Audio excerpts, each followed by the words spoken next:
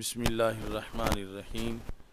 الحمد للہ رب العالمین والصلاة والسلام علی رسولہ الکریم وعلی آلہ واصحابہ اجمعین۔ یسروا، آسانی پیدا کرو اور مشکل پیدا نہ کرو۔ اس مضمون کی ایک حدیث پیچھے کتاب الایمان میں گزر چکی ہے۔ الدین یسر، دین آسانی کا نام ہے۔ تو وہاں تفصیل سے یہ بتایا تھا کہ اس حدیث کی دیگر احادیث کے ذریعے سے کچھ حدود اور قیود ہیں، ورنہ انسان سہولت پسند ہے، اور اگر ایک حدیث بغیر حدود و قیود کے اس پر عمل کیا جائے تو پورے دین پر وہ اثر انداز ہو سکتی ہے۔ تو جہاں شرعی طور پر دونوں طرف کے دلائل ہوں تو پھر جس میں آسانی ہے اس موقف کو ترجیح دی جائے۔ الدین یسر کا یہ مطلب نہیں ہے کہ شریعت چھٹی نہ دیتی اور بندہ وہاں سے چھٹی بنا لے، یا شریعت کے اندر کوئی گنجائش نہ ہو اور بندہ اپنی طرف سے کسی کو کوئی گنجائش بنا دے۔ تو ایک مفتی یا قاضی یا عالم وہ شارع نہیں، شریعت بنانے والا نہیں، بلکہ شریعت کو بیان کرنے والا ہے۔ تو بیان کرنے میں اس کے لیے یہ ہے کہ وہ آسانی کا راستہ اختیار کرے اور لوگوں کے لیے مشکلات نہ بنائے۔ اب پیچھے جو حدیث شریف گزری ہے تدریس علوم کے لحاظ سے کہ رسول اکرم صلی اللہ علیہ وسلم صحابہ کے لیے دنوں کا انتخاب کرتے تھے، اب اس کے لحاظ سے ترجمۃ الباب ہے۔ من جعل لأہل العلم ایاما معلومتا، کہ جس نے اہل علم کے لیے معین دن بنائے کہ معین دنوں کے اندر سبق ہوگا کلاس کا، باقی اپنے طور پر پکانے کے لحاظ سے کام ہوگا۔ حضرت ابو وائل رضی اللہ تعالی عنہ سے مروی ہے، کان عبد اللہ یذکر الناس فی کل خمیس، کہ حضرت عبداللہ بن مسعود رضی اللہ تعالی عنہ، چونکہ علم حدیث میں جب بھی لفظ عبداللہ مطلقاً آئے تو اس سے مراد ابن مسعود ہوتا ہے، یعنی عبداللہ بن مسعود رضی اللہ تعالی عنہ۔ یہ الکوثر الجاری کے اندر انہوں نے قانون لکھا ہے کہ کان عبداللہ ہوا ابن مسعود حیث اطلق، چونکہ مطلقاً عبداللہ کا لفظ بولا گیا ہے، اور علم حدیث میں جب مطلقاً عبداللہ بولا جائے تو مراد عبداللہ بن مسعود ہوتا ہے۔ ویسے تو عبداللہ بن عمر بھی ہیں، عبداللہ بن عباس بھی ہیں، تو عبداللہ بن عمر بھی ہیں، عبداللہ بن عمر بھی ہیں، تو مطلقاً جب لفظ عبداللہ بولا جائے تو اس سے مراد عبداللہ بن مسعود رضی اللہ تعالی عنہ مراد ہوتے ہیں۔ تو آپ کے بارے میں چونکہ رسول پاک صلی اللہ علیہ وسلم نے فرمایا کنیف مولع علما، آپ علم کا ایک بھرا ہوا گھر تھے، تو کوفہ میں مدینہ منورہ سے جا کر جب رسول پاک صلی اللہ علیہ وسلم کا وصال ہو گیا تو عبداللہ بن مسعود پھر کوفہ میں چلے گئے، تو عراق میں جا کر آپ نے قرآن و سنت کی تبلیغ کی اور عراق میں پڑھایا۔ تو وہاں پر جو پڑھانے کی پالیسی تھی تو آپ ہر جمعرات کو سبق پڑھاتے تھے۔ کان عبداللہ یذکر الناس فی کل خمیس، ہر جمعرات کے دن تبلیغ کرتے تھے، سبق پڑھاتے تھے۔ یذکر الناس یعنی اگرچہ آج کی طرح کی کلاسیں نہیں ہوتی تھیں، لیکن لوگوں کو اکٹھا کر کے خواہ وہ کسی عمر کے ہوں انہیں قرآن و سنت کا پیغام دیتے تھے ہر خمیس میں۔ تو اس سے پتہ چلا کہ دینی کام کے لیے کوئی دن مقرر کرنا اس میں کوئی حرج نہیں ہے۔ مثلا جس طرح کہ ایصال ثواب کے لیے دن مقرر کیا جاتا ہے، تو ایک نیک عمل کے لیے دن کا تعین یہ صحابہ رضی اللہ تعالیٰ عنہ سے ثابت ہے. جیسے یہاں خمیس کا دن جو ہے جمعرات کا انہوں نے تذکیر ناس کے لیے لوگوں کو پڑھانے کے لیے معین کیا ہوا تھا. فقال له رجل، تو ایک شخص نے آپ سے کہا، یعنی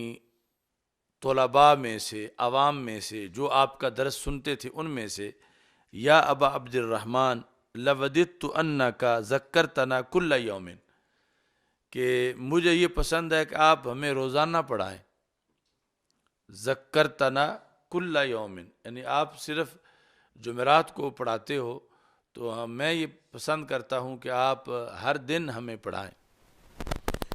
قال اما انہ یمنعنی من ذلک ان انی اکرہ ان املکم، تو حضرت عبداللہ بن مسعود رضی اللہ تعالیٰ عنہ نے جواب دیا،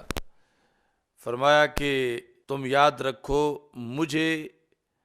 روزانہ پڑھانے سے رکاوٹ صرف یہ ہے کہ کہیں میں تمہیں تھکا نہ دوں، یعنی تم اکتا نہ جاؤ پڑھتے پڑھتے. یعنی مجھے تو پڑھانے میں کوئی نہیں، لیکن اگر نیکی کی تعلیم کے اندر تم ملال محسوس کرو اور تم طبعاً اکتا جاؤ تو یہ میرے لیے ایک بھاری کام ہوگا کہ میں نے تمہیں دین کے علم میں تھکا دیا ہے. تو اس بنیاد پر میں ایک دن ہی پڑھایا کروں گا، روزانہ میں نہیں پڑھاتا. اور اس میں رکاوٹ مجھے کوئی ذاتی آرام کا مسئلہ نہیں ہے، بلکہ یہ ہے کہ جو پالیسی ہم نے اوپر سے لی رسول پاک صلی اللہ علیہ وسلم سے، اس طرح میں فی الحال آپ لوگوں کو پڑھاتا ہوں. وَإِنِّي أَتَخَوَّلُكُمْ بِالْمَوْعِظَةِ كَمَا كَانَ النَّبِيُّ صلی اللہ علیہ وسلم يَتَخَوَّلُونَ بِهَا، میں تمہارے لیے واعظ اور نصیحت کے لیے دن مقرر کروں گا جس طرح کہ نبی اکرم صلی اللہ علیہ وسلم ہمارے لیے کرتے تھے. مخافۃ السامۃ علینا، تو رسول اکرم صلی اللہ علیہ وسلم روزانہ یعنی مستقل سبق کی صورت میں ہمیں نہیں پڑھاتے تھے، اگرچہ ویسے تو ہر لمحہ تعلیم ہوتا تھا، خواہ نبی اکرم صلی اللہ علیہ وسلم سفر میں ہوں یا حضر میں ہوں یا جہاد میں ہوں یا ویسے کوئی آ کے سوال کر رہا ہو، لیکن کلاس کی شکل میں مستقل پڑھانا یہ روزانہ نہیں تھا اس وقت، تاکہ ہم کہیں تھک نہ جائیں. تو اس بنیاد پر فرمایا حضرت عبداللہ بن مسعود نے کہ میں بھی روزانہ نہیں پڑھاتا، میں ایک دن پڑھاتا ہوں. اور اس میں یہ فیصلہ میرا اپنا ذاتی فیصلہ نہیں ہے، بلکہ رسول پاک صلی اللہ علیہ وسلم کی سنت اس طرح ہے کہ زیادہ ٹائم لگا کے لوگوں کو تھکا نہ دیا جائے. تو یہ بھی پھر ان مسائل میں سے ہے کہ جو مرور زمانہ کے ساتھ ساتھ جس کے اندر تبدیلی واقع ہو گئی. یعنی آج کسی فرقے کے لوگ ہوں، ان کے مدارس میں روزانہ پڑھایا جا رہا ہے، اور روزانہ پڑھانا کلاس یہ عبداللہ بن مسعود رضی اللہ تعالیٰ عنہ کے نزدیک بدعت ہے کہ سرکار ایک دن پڑھاتے تھے. اب ساری امت نے خواہ وہ کسی فرقے سے تعلق رکھتے ہوں اس میں تبدیلی مانی ہوئی ہے اور اس بدعت کا ارتکاب کیا ہوا ہے، یعنی جو بدعت حسنہ ہے، اور اس کی پھر کئی وجوہات ہیں. یعنی اس میں روزانہ پڑھانے کے لحاظ سے یہ بھی ہے کہ وہاں تو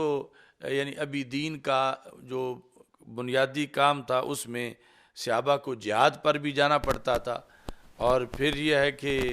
ان کے لیے جو صفہ پہ رہتے تھے کوئی علیحدہ مستقل بندوبست بھی نہیں تھا، وہ خود جا کر لکڑیاں وغیرہ اکٹھی کرتے تھے یا آگے پھر جو کھانے پینے کا انتظام ہوتا تھا. تو وہ بنیاد تھی اس دن کا، اس وقت کا ایک چبوترا کروڑوں مدارس کی بنیاد ہے، اور اس وقت کا ایک دن پڑھانا یہ صدیوں کے پڑھانے کی دلیل ہے. تو اس بنیاد پر یعنی جو آگے زمانہ جو بدلتا گیا تو حالات میں تبدیلی آئی، اور حالات میں تبدیلی کے لحاظ سے یہ بھی آیا کہ وہ رسول پاک صلی اللہ علیہ وسلم سے پڑھتے تھے یا پھر صحابہ سے پڑھتے تھے، تو ان کا پڑھانا اور بعد والے مدرسین کا پڑھانا یہ برابر نہیں. یعنی اسی طور پر بھی رسول پاک صلی اللہ علیہ وسلم مثال کے طور پر ایک دن پڑھا دیں تو ہمارے کئی سالوں کے پڑھانے سے وہ زیادہ ہے، اور اس سے جو انوار و تجلیات پڑھنے والوں کو ملتے تھے. تو اس لیے جب ہمارا پڑھانا اس پڑھانے جیسا نہیں ہے، ہمارا پڑھنا اس پڑھنے جیسا نہیں ہے، تو پھر ادھر مسائل زیادہ ہیں کہ اگر روزانہ نہ پڑھا جائے تو پھر نصاب کیسے پورا ہو، تو نصاب اگر نہ آئے تو پھر آگے استعداد کیسے بنے. اس لیے یہ پھر طریقہ جو ہے وہ اختیار کیا گیا. لیکن کل یہ بتایا گیا آپ کو کہ بر صغیر پاک و ہند میں یعنی ہفتے میں 2 یا 3 دن کا بھی نصاب رہا کہ باقی دن پکایا جائے اور 2 یا 3 دن کلاس ہو. مگر اب جس طرح کے نصاب میں بھی تبدیلیاں اور پھر مصروفیات کے لحاظ سے اس میں مزید کئی عوامل پیش نظر ہیں، تو اس لیے بھی روزانہ پڑھایا جاتا ہے کہ آج تو اگر روزانہ نہیں پڑھائیں گے تو پھر یہ اس طرح ہے کہ جیسے کھیتوں کو پانی لگانے کے لیے ایک بار اگر بند کر دیا جائے تو دوسری بار آنے تک پہلے خشک ہو چکا ہوگا اور تیسرے دن تک تو بنجر ہو چکا ہوگا. تو اس واسطے یعنی جو پڑھ رہے ہیں انہیں روزانہ پڑھایا جائے تاکہ ان کا یہ سلسلہ جاری رہے، یہ بنجر نہ ہو جائیں. ورنہ اگر درمیان میں انقطاع آ جائے گا تو پھر نئی رکاوٹیں شیطان کی طرف سے پیدا ہو جائیں گی. ایک دن انقطاع ہوگا تو تھوڑی رکاوٹیں ہوں گی، 2 دن گزر جائیں گے، پھر مزید 3 دن گزر جائیں گے. ہو سکتے سارے بوریہ بستر باندھ کے گھروں کو چلیں کہ جو ہے اب جو ہے وہ ضرورت ہی نہیں ہے پڑھنے کی، یا اس طرح کوئی شیطان دلوں میں بات ڈال دے. تو اس لیے بھی تسلسل ضروری ہے تاکہ درمیان میں شیطان کو مداخلت کا موقع کم ملے اور پڑھائی کا نظام جو ہے وہ جاری رہے. تو اس وقت کے حالات اور تھے، آج کے حالات اور ہیں. وہ ہم سے کروڑوں بار افضل تھے، ہم ان سے کروڑوں بار درجہ ادنا ہیں. تو ہماری کمزوری کے پیش نظر یہ ہے کہ ہم روزانہ پڑھیں تو یہی ہمارے لیے اچھا ہے، اور اسی سے ہم جو ہے وہ منزل تک پہنچ سکیں گے. تو یہ بھی یعنی جس طرح مساجد کی تعمیر کا مسئلہ آگے بخاری میں آ رہا ہے کہ اس در پابندی لگائی گئی کہ چونا گچ مسجدیں آرائش و زبائش والی نہ بنائی جائیں، لیکن آج بنائی گئیں تاکہ دین کی دھاک بیٹھ سکے اور شوکت اسلام کا اظہار ہو. اچھا جی، لیکن اس سے یہ پتہ چلا کہ علم کے بارے میں شوق اسی وقت ہی انگڑائیاں لے رہا تھا کہ ہمیں زیادہ ٹائم دیا جائے اور روزانہ پڑھایا جائے. تو حضرت عبداللہ بن مسعود رضی اللہ تعالی عنہ نے یہ پالیسی رکھی کہ شوق ہی رہے تو اچھا ہے، کہیں یہ شوق جو ہے وہ زائل نہ ہو. تو اگر شوق ہوگا تو پھر ایک دن کلاس کے ساتھ بھی باقی دن یہ خود بہت زیادہ پڑھیں گے اور اس ایک دن کا اہتمام کریں گے، اس کے لیے تیاری کریں گے. باب من یرید اللہ بہ خیرا یفقہہ فی الدین. اللہ جس سے بھلائی کا ارادہ کرتا ہے تو رب ذوالجلال اس کو دین کی فقاہت عطا کر دیتا ہے. تو پیچھے بھی یہ حدیث گزر چکی ہے، اب نئی سند کے ساتھ اس کو بیان کیا ہے. حضرت حمید بن عبد الرحمن کہتے ہیں کہ میں نے حضرت امیر معاویہ رضی اللہ تعالی عنہ کو سنا. سمیت معاویہ خطیباً، درحال کہ آپ خطبہ دے رہے تھے تو آپ کو میں نے سنا، آپ کہہ رہے تھے سمیت النبی صلی اللہ علیہ وسلم، میں نے رسول اکرم صلی اللہ علیہ وسلم سے سنا ہے، یقول، آپ فرما رہے تھے من یرید اللہ بہ خیرا، اللہ کسی سے کسی طرح کی خیر کا بھی جب ارادہ کرتا ہے تو اس کو دین کی فقاہت دیتا ہے. یعنی اللہ کے ہاں کسی کو نوازنے کا یہ طریقہ ہے کہ اللہ اس کو دین کا علم دے دیتا ہے. یعنی اگرچہ مال دنیا کا یا دیگر چیزیں بھی نوازشات ہیں، لیکن اللہ کی سب سے پسند یہ چیز ہے کہ میں جسے نوازوں تو میں اسے دین کا علم دوں. تو اس بنیاد پر اس کو فضیلت علم کے اندر ذکر کیا گیا. آگے وَإِنَّمَا أَنَا قَاسِمٌ وَاللَّهُ يُعْطِي، فرمایا کہ میں تقسیم کرنے والا ہوں، اللہ عطا کرنے والا ہے. اچھا جی، تو یہاں پر پہلی بار حضرت امیر معاویہ رضی اللہ تعالیٰ عنہ کا ذکر آیا حدیث کی روایت کے لحاظ سے۔ تو امام کرمانی نے کہا کہ حضرت امیر معاویہ رضی اللہ تعالیٰ عنہ نے رسول اکرم صلی اللہ علیہ وسلم سے 163 حدیثیں روایت کی ہیں، یعنی 100 حدیث 100 حدیثیں، اور ان میں سے پھر 163 حدیثیں مجموعی طور پر ہیں، جن میں سے امام بخاری نے 8 حدیثیں ذکر کی ہیں صحیح بخاری میں۔ مجموعی طور پر 163 حدیثیں روایت کی ہیں حضرت امیر معاویہ رضی اللہ تعالیٰ عنہ نے۔ کہتے ہیں وَكَانَ عِنْدَهُ إِزَارُ رسول اللہ صلی اللہ علیہ وسلم وَرِدَاؤُهُ وَقَمِيصُهُ، کہ حضرت امیر معاویہ رضی اللہ تعالیٰ عنہ کے پاس رسول پاک صلی اللہ علیہ وسلم کا تہبند مبارک تھا، اور آپ کی چادر مبارک اور قمیص مبارک، وَشَيْءٌ مِّن شَعْرِهِ وَأَظْفَارِهِ، اور حضرت امیر معاویہ رضی اللہ تعالیٰ عنہ کے پاس رسول پاک صلی اللہ علیہ وسلم کے کچھ ناخن مبارک تھے اور کچھ منہ مبارک تھے۔ تو یہ ساری چیزیں آپ نے زندگی بھر اپنے پاس رکھیں، اور بوقت وصال یہ وصیت کی کفنونی فی قمیصہ، کہ مجھے رسول اکرم صلی اللہ علیہ وسلم کی قمیص کا کفن پہنانا، وَأَدْرِجُونِي فِي رِدَائِهِ، اور نبی اکرم صلی اللہ علیہ وسلم کی چادر مجھے اوپر کفن کے یعنی قمیص کے اوپر پہنانا، اور جو رسول اکرم صلی اللہ علیہ وسلم کا تہبند ہے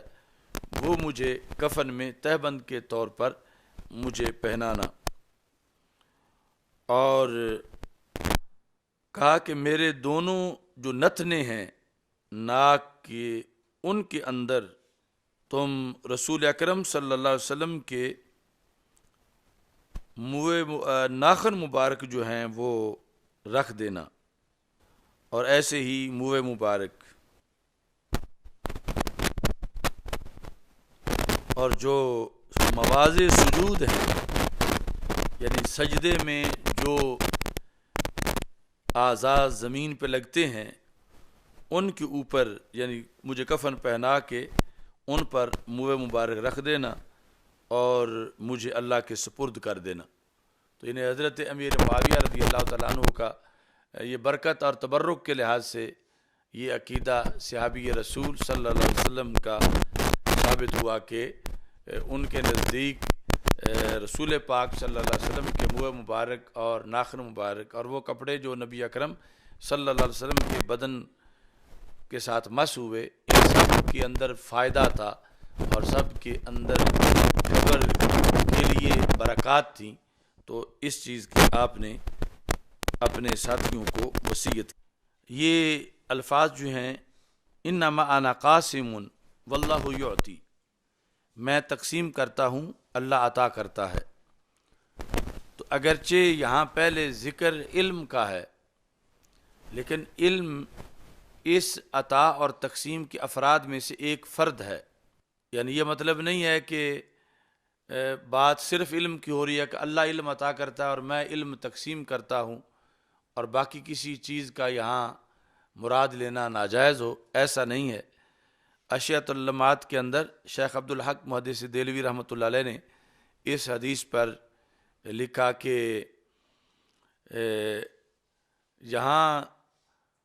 جب شارع کی طرف سے کوئی قید نہیں لگائی گئی تو ہم اپنی طرف سے قید نہیں لگا سکتے،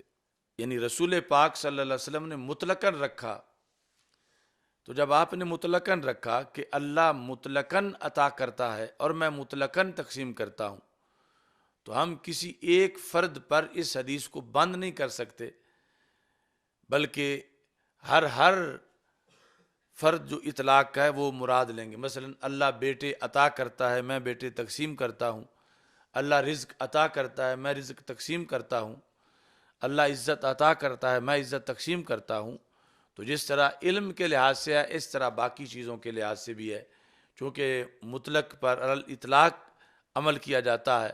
اور وہ علی الاطلاق جو ہے وہ عمل تب ہوگا کہ کوئی کسی ایک فرد کے ساتھ اس کو خاص نہ کیا جائے، بلکہ ہر چیز جو ہے وہ اس اطلاق کے اندر داخل سمجھی جائے۔ وَلَن تَزَالَ هَذِهِ الْأُمَّةُ قَائِمَةً عَلَى أَمْرِ اللَّهِ، تو یہ حدیث خطبات ختم نبوت میں سے بھی ہے کہ رسول پاک صلی اللہ علیہ وسلم کی وہ تقریریں جن کا تعلق ختم نبوت کے ساتھ تھا، چونکہ باقی انبیاء کرام علیہم السلام صرف اپنے وقت کی بات کرتے تھے، گفتگو کرتے وقت انہیں پتہ تھا کہ جب ہم چلے جائیں گے تو اللہ کی اور نبی بھیجے گا، تو پھر بعد والے مسائل وہ اپنے طریقے سے کنٹرول کریں گے۔ تو ہم جب تک ہیں ہم نے ان کو اس وقت تک گناہوں سے بچانا ہے اور ان کو رستہ دکھانا ہے۔ اور ہمارے آقا صلی اللہ علیہ وسلم چونکہ اعلان کر چکے تھے کہ میں آخری نبی ہوں، تو آپ پھر قیامت تک کے حالات کو سامنے رکھ کے لوگوں کی رہنمائی کرتے تھے کہ اور تو کسی نے آنا نہیں، اب میں نے ہی ان کو قیامت تک کے مسائل کا حل سکھانا ہے۔ تو اس واسطے آپ گفتگو کرتے وقت صرف اس وقت کے حالات جو 14 صدیاں پہلے تھے ان پر ہی گفتگو نہیں فرماتے تھے، بلکہ اس کے علاوہ قیامت تک کے حالات پر بھی بحث کرتے تھے۔ تو اس طرح آپ نے خبر دیتے ہوئے یہ صحابہ کو بتا دیا کہ اگرچہ صدیوں بعد قیامت آئے گی، مگر میں گارنٹی دیتا ہوں کہ قیامت تک میرے دین میں میری امت جو ہے اس کا امر مستقیم رہے گا۔ یہ پہلی امتوں کی طرح نہیں ہوگی کہ یہ کافر ہو جائیں، مشرک ہو جائیں اور قرآن کی آیتیں بیچ دیں اور اس طرح یہ پہلی امتوں کی طرح ڈوب جائیں، ایسا نہیں ہے۔ فرمایا وَلَن تَزَالَ هَذِهِ الْأُمَّةُ قَائِمَةً عَلَى أَمْرِ اللَّهِ، یہ امت یعنی میری امت ہمیشہ اللہ کے حکم پر قائم رہے گی۔ اتنا یقین تھا رسول پاک صلی اللہ علیہ وسلم کو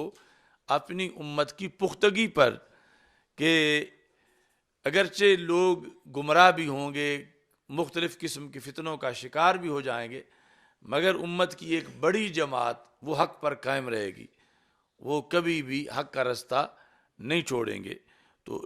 لن تزال هذه الامة قائمة على امر اللہ، تو یہ بھی ہماری دلیل ہے عقیدہ توحید میں کہ جو فتویٰ شرک ہے ابن عبد الوہاب کا، اگر اس کو سچا سمجھا جائے امت واقعی مشرک ہو گئی ہے تو پھر تو پہلی امتوں کی طرح یہ بھی امت ڈوب گئی اور اس کا بھی کچھ نہ بچا، تو پھر نہ اسے یہود پر فضیلت حاصل ہے نہ نصارہ پر فضیلت حاصل ہے۔ لیکن یہ امت آج بھی امت توحید ہے اور اس امت نے دین بچایا ہے، قرآن محفوظ رکھا ہے۔ پہلی امتیں اپنی آیات بیچ کے فارغ ہو گئیں تو وہ دین کیسے بچا سکتی تھی؟ تو اس امت نے قرآن بھی بچایا ہے، اپنا ایمان بھی بچایا ہے۔ تو اس واسطے ابن عبد الوہاب کا شرک کا فتویٰ امت پر درست نہیں، اس کے نتیجے میں تو پیچھے ٹانگے کی سواریاں بھی نہیں بچتی کہ جو رستے سیدھے رستے پہ ہوں۔ تو ادھر سرکار فرماتے ہیں کہ میری امت تو قیامت تک سیدھے رستے پر قائم رہے گی، تو اگر ساری امت بھٹک جانی ہوتی اس انداز میں کہ جس طرح فتویٰ شرک لگایا گیا، تو پھر کوئی اور نئی امت آتی آخری کہ جو اپنے آپ کو سنبھال کے رکھتی۔ تو یہ امت ہی آخری ہے جس نے 14 صدیاں گزر گئی ہیں اور آج تک دین اپنی اصلی شکل میں قائم ہے۔ تو اس کی گواہی دی تھی رسول اکرم صلی اللہ علیہ وسلم نے۔ تو 14 صدیاں اس حدیث پر گواہی کی تصدیق کی گواہی دے رہی ہیں، اور آگے بھی انشاءاللہ ایسا ہی قیامت تک رہے گا کہ یہ امت اللہ کے امر پر قائم رہے گی۔ آگے بتا لا یضرہم من خالفہم، یہاں بڑی توجہ کی ضرورت ہے۔ لا یضرہم من خالفہم، میری امت کے مخالف میری امت کو نقصان نہیں دے سکیں گے۔ کب تک؟ حتی یأتی امر اللہ، یہاں تک کہ قیامت آ جائے گی، یعنی قیامت آنے تک۔ صرف 1-2 صدیوں کی خبر نہیں دی رسول پاک صلی اللہ علیہ وسلم کا، یہ خطبہ ختم نبوت قیامت تک کے لیے خبر پر ہے، صرف کل کی خبر نہیں تھی، کروڑوں کل کی خبر اس میں موجود ہے کہ فرمایا کہ حتیٰ یأتی امر اللہ، یہاں تک کہ اللہ کا امر آ جائے گا، یعنی قیامت آ جائے گی اور میری امت دین کا پرچم تھامے ہوئے رستے پر موجود ہوگی۔ لا یضرہم من خالفہم، انہیں ان کے مخالف نقصان نہیں دے سکیں گے۔ اب اس پر سوال پیدا ہوتا ہے کہ مثلا یزید کے مقابلے میں حضرت امام حسین رضی اللہ تعالیٰ عنہ حق پر تھے اور شہید ہو گئے، تو رسول پاک صلی اللہ علیہ وسلم فرماتے ہیں کہ میری امت کے مخالف جو ہیں وہ ان کو نقصان نہیں دے سکیں گے، تو یہاں تو جان چلی گئی، شہادت ہو گئی، اور پھر اس کے علاوہ یہود کے مقابلے میں، نصارہ کے مقابلے میں، دیگر دین دشمن قوتوں کے مقابلے میں کتنا مسلمانوں کو بھاری نقصان اٹھانا پڑ رہا ہے، پہلے ماضی میں ایسا ہو چکا ہے۔ تو یہ پھر کیسے صحیح ہے؟ حالانکہ یقیناً صحیح ہے کہ سرکار نے فرمایا کہ میری امت کے مخالف ان کو نقصان نہیں دے سکیں گے، تو یہ جو بظاہر ہمیں نقصان نظر آتا ہے تو پھر حدیث کا کیا مطلب ہے؟ اور اسی بظاہر نقصان میں سے یہ ہے کہ مثلا ہم الیکشن لڑتے ہیں تو الیکشن میں ہار جاتے ہیں، تو دنیا دار جو ہیں وہ جیت جاتے ہیں، ہم دیندار الیکشن میں ہار جاتے ہیں۔ تو ادھر یہ لا یضرہم من خالفہم کہ ان کے مخالف ان کو نقصان نہیں دے سکیں گے، ان کو شکست نہیں دے سکیں گے، اور ادھر شکست آ بھی جاتی ہے۔ تو اس کا جواب یہ ہے کہ ایک ہے مالی نقصان، جانی نقصان، اور ایک ہے برہان اور حجت کے لحاظ سے نقصان۔ تو رسول پاک صلی اللہ علیہ وسلم کا یہ مطلب ہے کہ قیامت تک میری امت کی دلیل کو کوئی نقصان نہیں پہنچا سکے گا، یہ دلیل میں غالب رہیں گے، اپنی حجت اور برہان میں ان کی حجت کو کوئی توڑ نہیں سکے گا، یعنی ان کی دلیلوں کو، دلائل کے لحاظ سے غلبہ انہی کا رہے گا۔ کبھی بھی ایسا نہیں ہوگا کہ حق والے جو ہیں وہ اس سلسلہ کے اندر جو ہیں وہ خاموش ہو جائیں اور باطل ان پر مسلط ہو جائے اور انہیں کوئی جواب ہی نہ آئے، ایسا کبھی بھی نہیں ہوگا۔ یہ علم اور دلیل کے میدان میں ہمیشہ غیروں پر حاوی رہیں گے، اگرچہ یہ ان کے درجات کی بلندی کا باعث بنے گا کہ یہ کبھی زخمی ہو جائیں، کبھی بیمار ہو جائیں، کبھی شہید ہو جائیں،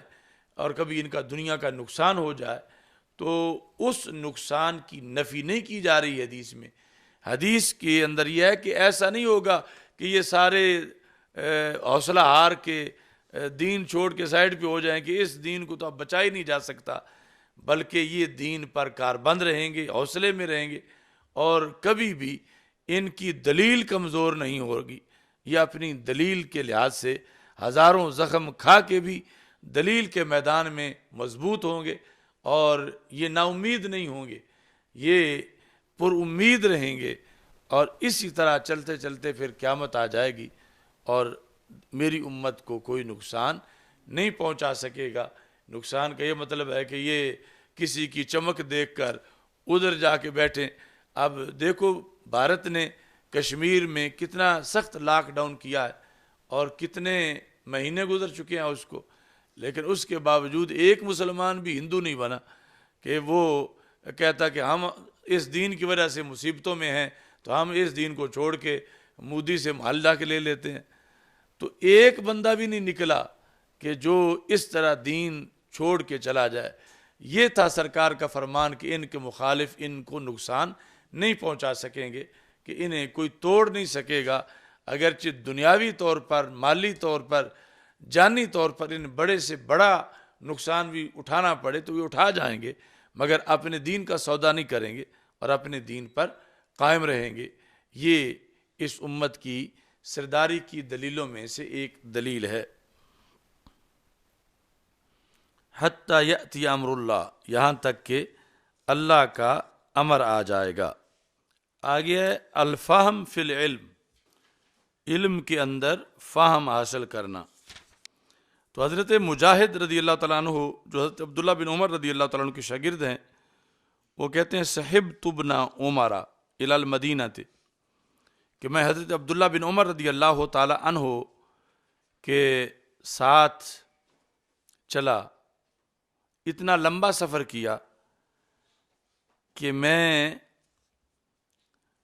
مدینہ منورہ تک ان کے ساتھ گیا۔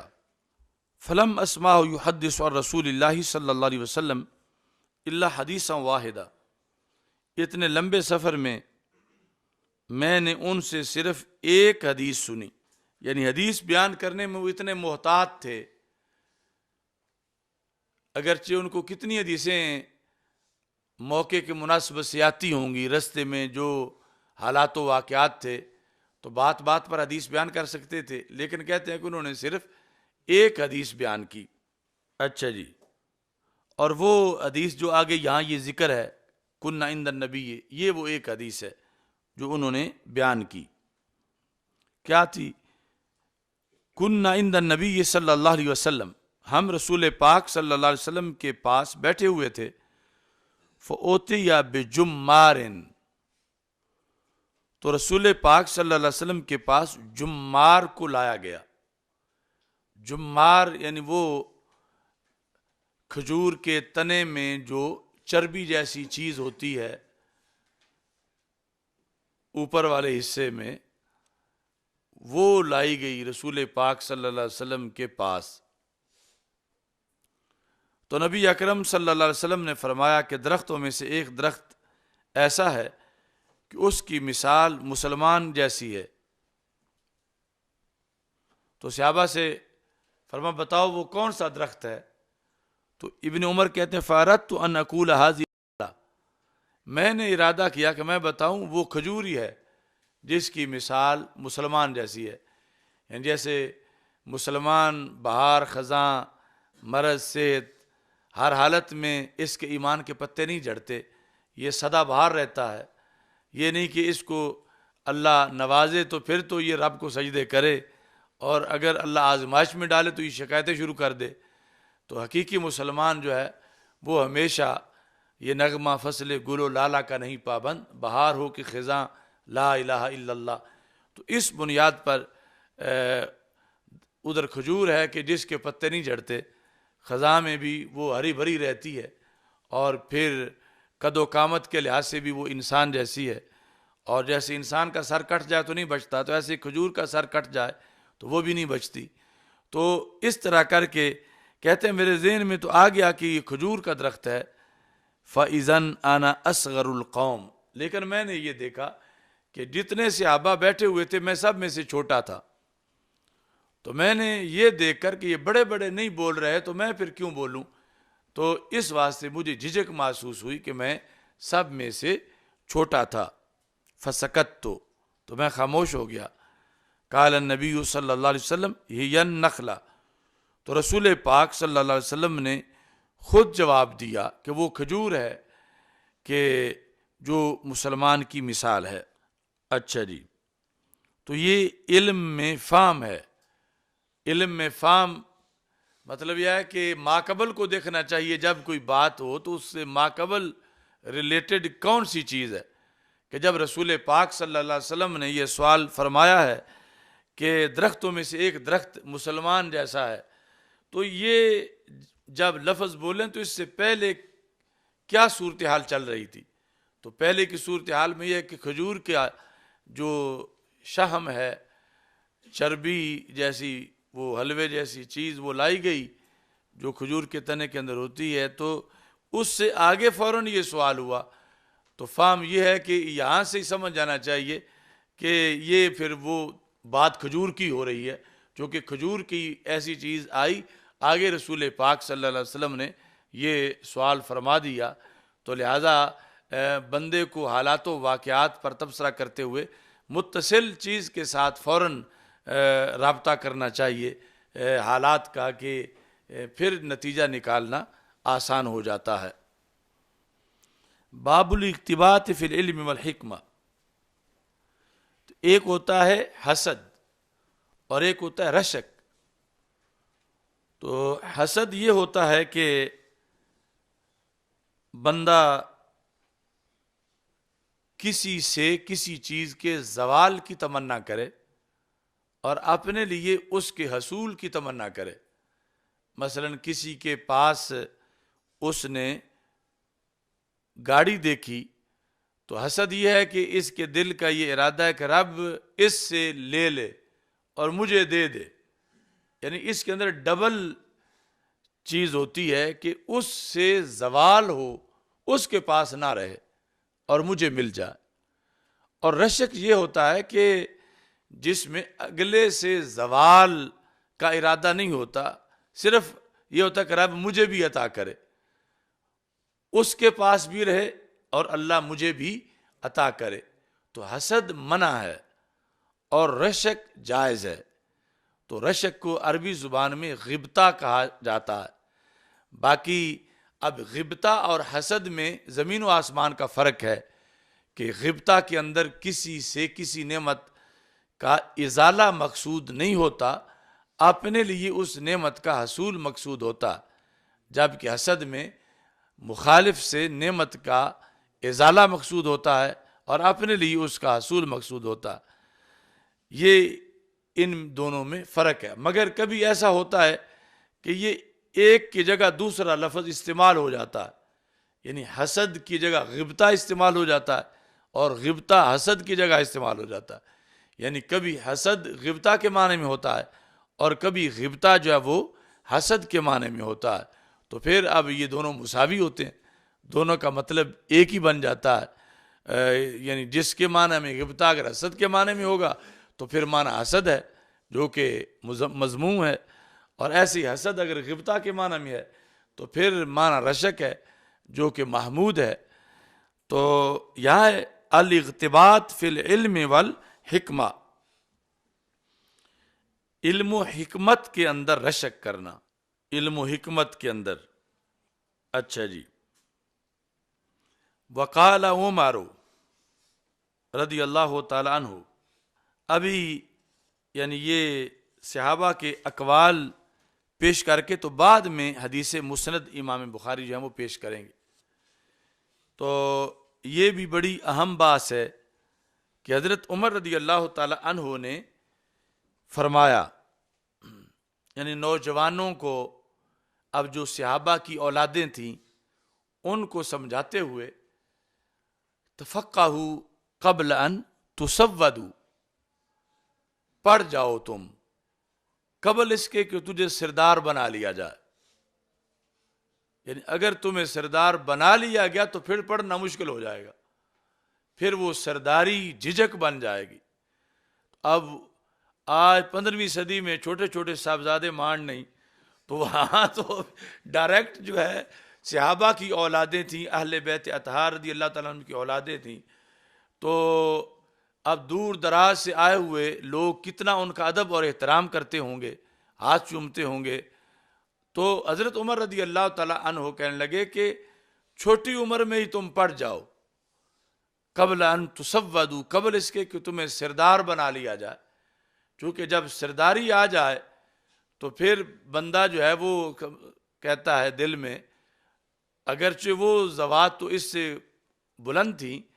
کہ میں اب اتنا بڑا پیر ہو کہ میں کسی چھوٹے سے مرید سے کیوں پڑھوں، یا میں اتنا بڑا سردار ہو کہ میں یہ مسئلہ کیوں پوچھوں، تو ساری زندگی ہو سکتا ہے وہ غلطی نماز پڑھتا رہے، صرف اس جھجک کی وجہ سے کہ میں کسی سے کیوں پوچھوں، لوگ کہیں گے کہ اس کو یہ بھی پتہ نہیں ہے، تو بڑائی جو ہے وہ حجاب بن جائے گی۔ تو حضرت عمر رضی اللہ تعالیٰ عنہ چونکہ بڑے ماہر تھے سارے امور کے، تو آپ نے فرمایا کہ تفقہوا قبل ان تسودوا، یہ تسودوا وہی ہے لفظ سید والا، سیادت، سیودن سے سیدن بنائے، تو سین واو دال، قبل اس کے کہ تجھے لیڈر بنا لیا جائے، تجھے سردار بنا لیا جائے، تم پڑھ جاؤ۔ اور اگر اچانک تمہیں لیڈری مل گئی اور پڑھا ہوا نہیں تھا تو پھر وہ لیڈری بھی خراب کرے گی اور تم بھی لوگوں کو خراب کرو گے، خود بھی خراب ہو جاؤ گے۔ تو پڑھو قبل اس کے کہ تمہیں سردار بنا لیا جائے۔ تو جس طرح کے مثلا مشائخ کی، علماء کی اولادیں ہوتی ہیں، تو اچانک جس وقت کوئی بڑی شخصیت دنیا سے چلی جائے اور ابھی صاحبزادے پڑے ہوئے نہ ہوں تو پھر آگے مسئلہ بن جاتا ہے. اب آگے پڑھنا ان کے لیے اس وقت مشکل ہے اور پہلے پڑھے ہوئے نہیں ہیں، تو پھر دلو و ادلو والی صورت جو ہے وہ بن جاتی ہے. تو پہلے چاہیے کہ کسی وقت بھی اچانک سر سے سایہ اٹھ سکتا ہے اور جو ذمہ داریاں ہیں بڑوں کی وہ چھوٹوں کے کندھوں پہ آ سکتی ہیں اور بڑوں کی مسند پر چھوٹوں کو بیٹھنا پڑ سکتا ہے. تو اس لیے جلدی کرنی چاہیے کہ قبل اس کے کہ ایسا کوئی وقت زمانہ آزمائش کا آئے اس سے پہلے پہلے بندہ دین پڑھ جائے تاکہ ذمہ داریاں نبھاتے وقت وہ غلطیاں نہ کرے، چونکہ لیڈر کی ایک غلطی صدیوں کی غلطیوں سے بھاری ہوتی ہے اور اس کی وجہ سے پوری قوم جو ہے وہ ذلیل و رسوا ہو جاتی ہے. تو تفقہوا قبل ان تسودوا. حضرت عمر رضی اللہ تعالیٰ عنہ حالانکہ آپ مشہور تو زیادہ ضرب و حرب میں تھے، جنگ و قتال میں تھے، لیکن علمی طور پر بھی آپ بہت زیادہ ان چیزوں کا اہتمام کرتے تھے. آپ ایک جگہ گزر رہے تھے تو بچے تیر اندازی کر رہے تھے، چونکہ شریعت میں ٹریننگ لینا عسکری یہ بھی ضروری ہے اور تیر اندازی کے بڑے فضائل ہیں شریعت میں. اور تیر اندازی کے بارے میں یہاں تک ہے کہ جیسے قرآن پڑھ کے بلانا جرم ہے، ایسے تیر اندازی سیکھ کے بلا دینا یہ بھی جرم ہے، چونکہ اس وقت کی یعنی فضائی برتری جو جنگوں میں کسی کو حاصل ہوتی تھی وہ تیر اندازی سے حاصل ہوتی تھی. آج کسی کی بری فوج کتنی بھی دلیر ہو اور اس کے پاس سہولتیں ہوں، اسلحہ ہو، لیکن اوپر سے فضائی فوج جو بم مار مار کے تباہ کر دے تو بری فوج کچھ بھی نہیں کر سکتی. تو اس وقت بھی ڈنڈے سوٹے کلاڑی اور یہ جو نیزے کے ساتھ لڑائی تھی اس پر فیصلہ نہیں ہوتا تھا، اصل تیروں کی لڑائی سے غلبہ حاصل ہوتا تھا، چونکہ تیر کافی دور سے مارا جا سکتا ہے تو جن کے تیر انداز اچھے ہوتے تھے وہ غالب آ جاتے تھے. تو اس واسطے شریعت میں پھر تیر اندازی کو بڑا فروغ دیا گیا. وَأَعِدُّوا لَهُم مَا اسْتَطَعْتُم مِّن قُوَّةٍ، یہ جو آیت ہے اعدوا لهم ما استطعتم من قوہ، کہ تم دشمنوں کے لیے پہلے تیاری کر کے رکھو. من قوہ، تو الا القوہ یا الرمج، صحابہ کہتے ہیں کہ آیت میں قوت سے مراد تیر اندازی ہے، جس طرح کہ آج اسی قوت سے مراد یہ فضائی برتری حاصل کرنا ہے. اس وقت تیر اندازی تھی تو بچے تیر اندازی میں مصروف تھے. تو ایک بچے نے جب تیر مارا تو نشانے پہ نہ لگا، تو حضرت عمر رضی اللہ تعالیٰ عنہ کو بڑا غصہ آیا کہ مسلمانوں کا بچہ ہے اور مسلمان جہادی ہوتے ہیں اور اس کا تیر جو ہے وہ نشانے پہ نہیں لگا. تو آپ نے اس کو ڈانٹا تو بچے نے آگے سے جواب دیا، یعنی معذرت پیش کی کہ کیوں مجھ سے غلطی ہوئی. تو جو جواب دیا وہ اس میں نحوی طور پر غلطی کر دی. تو بچے نے کہا نحن متعلمین، کہ امیر المومنین آپ غصہ نہ کریں، ہم کوئی تربیت یافتہ نہیں ہیں، ابھی تو ہم ٹریننگ حاصل کر رہے ہیں. تو اب اگر تیر نشانے پہ نہیں لگا تو کوئی بات نہیں، ابھی تو ٹریننگ حاصل کر رہے ہیں. لیکن متعلمون کی جگہ متعلمین کہہ دیا، نحن متعلمین کہہ دیا، یعنی خبر کو منصوب بنا دیا. نحن مبتدا، متعلمون خبر، خبر مرفوع بنانی تھی تو متعلمین کہہ دیا. تو متعلمین کہنے پر جس وقت میں نے ارادہ کیا کہ میں بتاؤں وہ کھجوری ہے جس کی مثال مسلمان جیسی ہے، یعنی جیسے مسلمان بہار خزاں مرض صحت ہر حالت میں اس کے ایمان کے پتے نہیں جھڑتے، یہ سدا بہار رہتا ہے. یہ نہیں کہ اس کو اللہ نوازے تو پھر تو یہ رب کو سجدے کرے اور اگر اللہ آزمائش میں ڈالے تو یہ شکایتیں شروع کر دے. تو حقیقی مسلمان جو ہے وہ ہمیشہ یہ نغمہ فصل گل و لالا کا نہیں پابند، بہار ہو کہ خزاں لا الہ الا اللہ. تو اس بنیاد پر ادھر کھجور ہے کہ جس کے پتے نہیں جھڑتے، خزاں میں بھی وہ ہری بھری رہتی ہے، اور پھر قد و قامت کے لحاظ سے بھی وہ انسان جیسی ہے، اور جیسے انسان کا سر کٹ جائے تو نہیں بچتا، تو ایسے کھجور کا سر کٹ جائے تو وہ بھی نہیں بچتی. تو اس طرح کر کے کہتے ہیں میرے ذہن میں تو آ گیا کہ یہ کھجور کا درخت ہے. فَإِذَنْ أَنَا أَصْغَرُ الْقَوْمِ، لیکن میں نے یہ دیکھا کہ جتنے صحابہ بیٹھے ہوئے تھے میں سب میں سے چھوٹا تھا. تو میں نے یہ دیکھ کر کہ یہ بڑے بڑے نہیں بول رہے تو میں پھر کیوں بولوں، تو اس واسطے مجھے جھجک محسوس ہوئی کہ میں سب میں سے چھوٹا تھا. فسکت تو میں خاموش ہو گیا. قال النبی صلی اللہ علیہ وسلم ہی النخلہ، تو رسول پاک صلی اللہ علیہ وسلم نے خود جواب دیا کہ وہ کھجور ہے کہ جو مسلمان کی مثال ہے. اچھا جی، تو یہ علم میں فہم ہے. علم میں فہم مطلب یہ ہے کہ ماقبل کو دیکھنا چاہیے. جب کوئی بات ہو تو اس سے ماقبل ریلیٹڈ کون سی چیز ہے، کہ جب رسول پاک صلی اللہ علیہ وسلم نے یہ سوال فرمایا ہے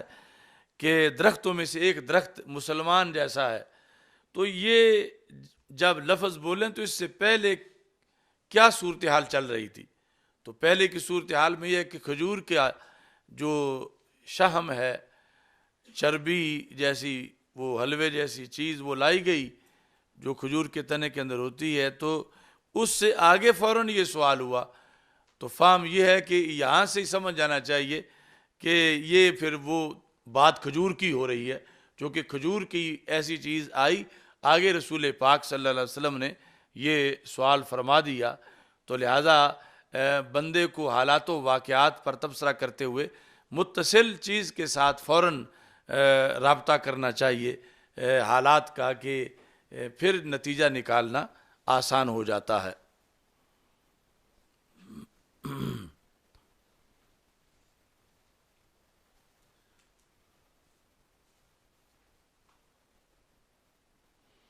باب الاقتباس فی العلم والحکمہ.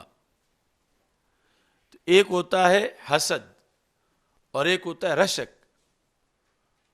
تو حسد یہ ہوتا ہے کہ بندہ کسی سے کسی چیز کے زوال کی تمنا کرے اور اپنے لیے اس کے حصول کی تمنا کرے.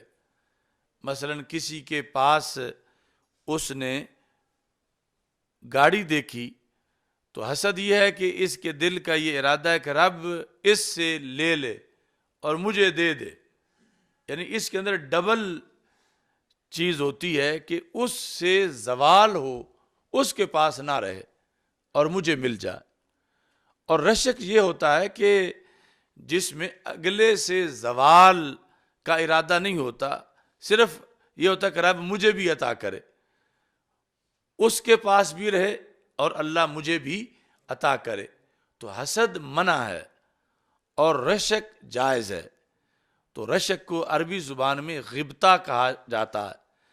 باقی اب غبطہ اور حسد میں زمین و آسمان کا فرق ہے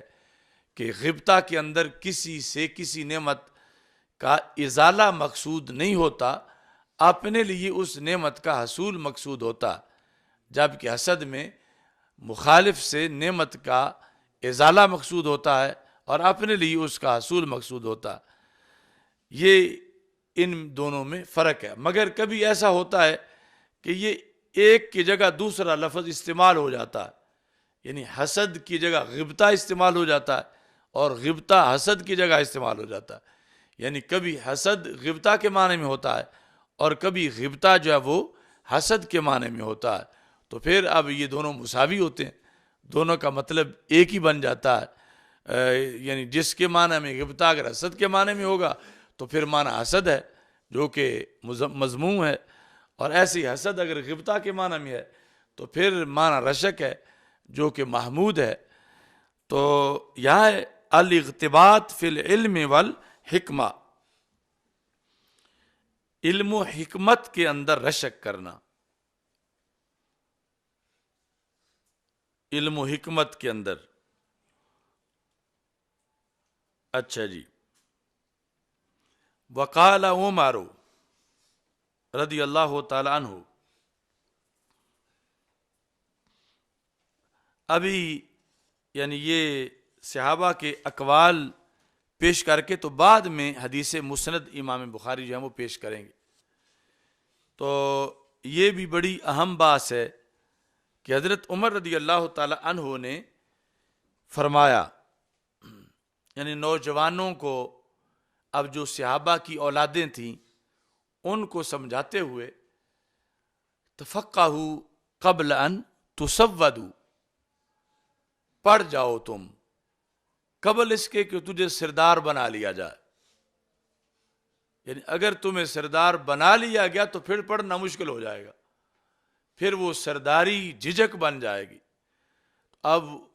آج 15ویں صدی میں چھوٹے چھوٹے صاحبزادے مان نہیں، تو وہاں تو ڈائریکٹ جو ہے صحابہ کی اولادیں تھیں، اہل بیت اطہار رضی اللہ تعالیٰ عنہ کی اولادیں تھیں. تو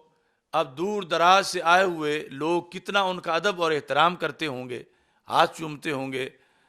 تو حضرت عمر رضی اللہ تعالیٰ عنہ کہنے لگے کہ چھوٹی عمر میں ہی تم پڑھ جاؤ، قبل ان تسودوا، قبل اس کے کہ تمہیں سردار بنا لیا جائے. چونکہ جب سرداری آ جائے تو پھر بندہ جو ہے وہ کہتا ہے دل میں، اگرچہ وہ ذوات تو اس سے بلند تھی کہ میں اب اتنا بڑا پیر ہو کہ میں کسی چھوٹے سے مرید سے کیوں پڑھوں، یا میں اتنا بڑا سردار ہو کہ میں یہ مسئلہ کیوں پوچھوں. تو ساری زندگی ہو سکتا ہے وہ غلطی نماز پڑھتا رہے، صرف اس جھجک کی وجہ سے کہ میں کسی سے کیوں پوچھوں، لوگ کہیں گے کہ اس کو یہ بھی پتہ نہیں ہے. تو بڑائی جو ہے وہ حجاب بن جائے گی. تو حضرت عمر رضی اللہ تعالیٰ عنہ چونکہ بڑے ماہر تھے سارے امور کے، تو آپ نے فرمایا کہ تفقہوا قبل ان تسودوا. یہ تسودوا وہی ہے لفظ سید والا، سیادت، سیودن سے سیدن بنائے، تو سین واو دال، قبل اس کے کہ تجھے لیڈر بنا لیا جائے، تجھے سردار بنا لیا جائے، تم پڑھ جاؤ. اور اگر اچانک تمہیں لیڈری مل گئی اور پڑھا ہوا نہیں تھا تو پھر وہ لیڈری بھی خراب کرے گی اور تم بھی لوگوں کو خراب کرو گے، خود بھی خراب ہو جاؤ گے. تو پڑھو قبل اس کے کہ تمہیں سردار بنا لیا جائے. تو جس طرح کے مثلا مشائخ کی، علماء کی اولادیں ہوتی ہیں، تو اچانک جس وقت کوئی بڑی شخصیت دنیا سے چلی جائے اور ابھی صاحبزادے پڑے ہوئے نہ ہوں تو پھر آگے مسئلہ بن جاتا ہے. اب آگے پڑھنا ان کے لیے اس وقت مشکل ہے اور پہلے پڑھے ہوئے نہیں ہیں، تو پھر دلو و ادلو والی صورت جو ہے وہ بن جاتی ہے. تو پہلے چاہیے کہ کسی وقت بھی اچانک سر سے سایہ اٹھ سکتا ہے اور جو ذمہ داریاں ہیں بڑوں کی وہ چھوٹوں کے کندھوں پہ آ سکتی ہیں، اور بڑوں کی مسند پر چھوٹوں کو بیٹھنا پڑ سکتا ہے. تو اس لیے جلدی کرنی چاہیے کہ قبل اس کے کہ ایسا کوئی وقت، زمانہ آزمائش کا آئے، اس سے پہلے پہلے بندہ دین پڑھ جائے تاکہ ذمہ داریاں نبھاتے وقت وہ غلطیاں نہ کرے. چونکہ لیڈر کی ایک غلطی صدیوں کی غلطیوں سے بھاری ہوتی ہے اور اس کی وجہ سے پوری قوم جو ہے وہ ذلیل و رسوا ہو جاتی ہے. تو تفقہوا قبل ان تسودوا. حضرت عمر رضی اللہ تعالیٰ عنہ حالانکہ آپ مشہور تو زیادہ ضرب و حرب میں تھے، جنگ و قتال میں تھے، لیکن علمی طور پر بھی آپ بہت زیادہ ان چیزوں کا اہتمام کرتے تھے. آپ ایک جگہ گزر رہے تھے تو بچے تیر اندازی کر رہے تھے. چونکہ شریعت میں ٹریننگ لینا عسکری یہ بھی ضروری ہے، اور تیر اندازی کے بڑے فضائل ہیں شریعت میں. اور تیر اندازی کے بارے میں یہاں تک ہے کہ جیسے قرآن پڑھ کے بلانا جرم ہے، ایسے تیر اندازی سیکھ کے بلا دینا یہ بھی جرم ہے. چونکہ اس وقت کی یعنی فضائی برتری جو جنگوں میں کسی کو حاصل ہوتی تھی وہ تیر اندازی سے حاصل ہوتی تھی. آج کسی کی بری فوج کتنی بھی دلیر ہو اور اس کے پاس سہولتیں ہوں، اسلحہ ہو، لیکن اوپر سے فضائی فوج جو بم مار مار کے تباہ کر دے تو بری فوج کچھ بھی نہیں کر سکتی. تو اس وقت بھی ڈنڈے سوٹے کلہاڑی اور یہ جو نیزے کے ساتھ لڑائی تھی اس پر فیصلہ نہیں ہوتا تھا. اصل تیروں کی لڑائی سے غلبہ حاصل ہوتا تھا، چونکہ تیر کافی دور سے مارا جا سکتا ہے،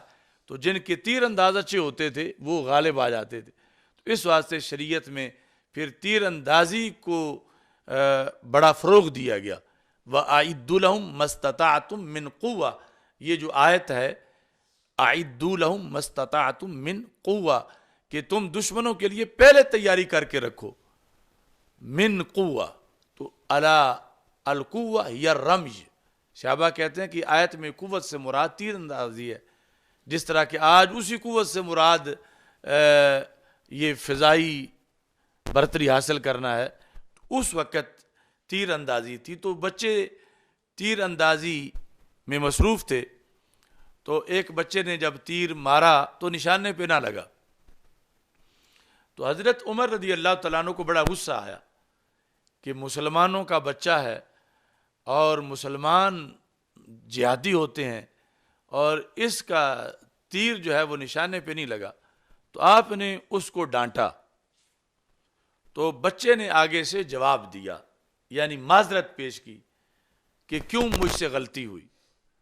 تو جو جواب دیا وہ اس میں نحوی طور پر غلطی کر دی. تو بچے نے کہا نحن متعلمین، کہ امیر المومنین آپ غصہ نہ کریں، ہم کوئی تربیت یافتہ نہیں ہیں، ابھی تو ہم ٹریننگ حاصل کر رہے ہیں. تو اب اگر تیر نشانے پہ نہیں لگا تو کوئی بات نہیں، ابھی تو ٹریننگ حاصل کر رہے ہیں.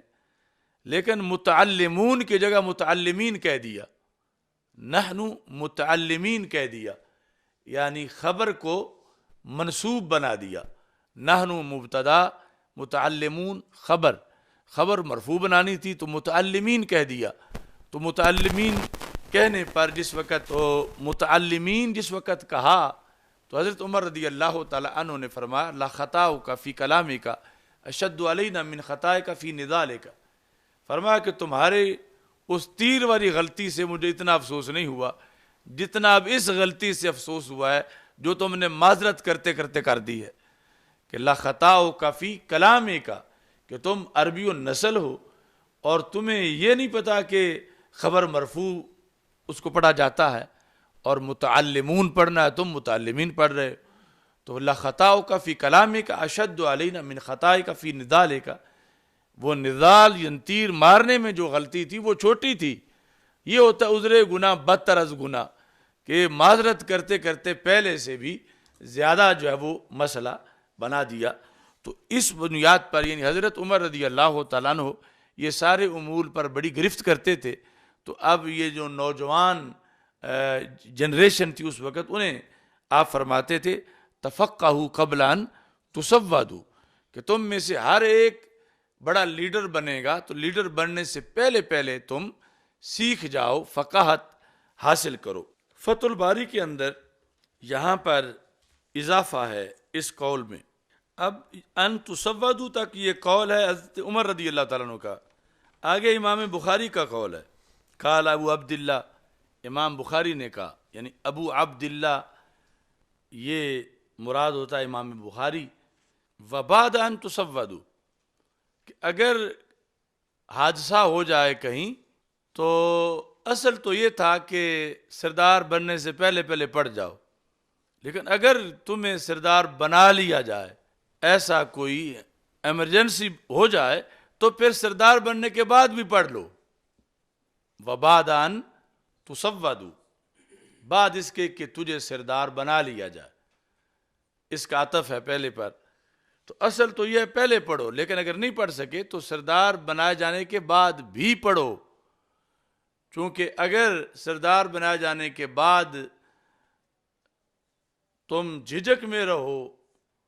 تو پھر تباہی ہے، اپنے لیے بھی قوم کے لیے بھی. اصل تو یہ ہے کہ پہلے پڑھ جاؤ، اور اگر نہ پڑھ سکو تو بعد میں پھر سرداری کو، لیڈرشپ کو، اپنی بڑائی کو وہ حجاب نہ بننے دو علم دین کے حصول کے لیے. بلکہ پھر بھی اس میں اپنی عزت محسوس کرو کہ تم دین کا علم سردار بن کے بھی حاصل کر رہے ہو۔ تو امام اسقلانی کہتے ہیں لأن الرئیس